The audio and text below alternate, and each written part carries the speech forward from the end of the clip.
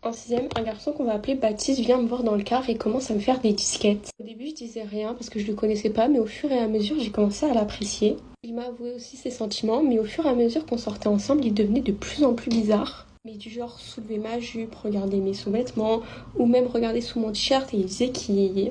sur moi. Il disait qu'il voulait faire des choses avec moi et même me toucher. On rappelle que j'étais en sixième.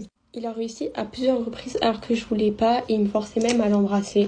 À un moment, j'ai cédé à plein de choses et j'ai appris qu'il me trompait avec ma meilleure amie. Et j'étais aveugle, donc à chaque fois qu'il venait s'excuser pour me demander de ressortir avec lui, je lui disais oui. Mon pote me disait de le quitter pour mon bien et moi vraiment j'étais vraiment aveugle et disais que non, je l'aimais trop. Au fur et à mesure, il a commencé à s'éloigner et moi ça me faisait vraiment de la peine, il m'ignorait.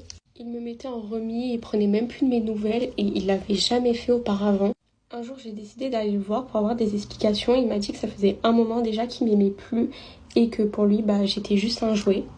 Ça m'a fait énormément de peine. Du coup, pendant un long moment, je suis plus retournée au collège et quand je suis revenue, il s'est excusé envers moi. Il m'a demandé si on pouvait ressortir ensemble et j'ai accepté. Parce qu'au fond, je l'aimais toujours et ce qui devait arriver arriva. Tout le monde m'avait prévenu et un jour, il m'a quittée.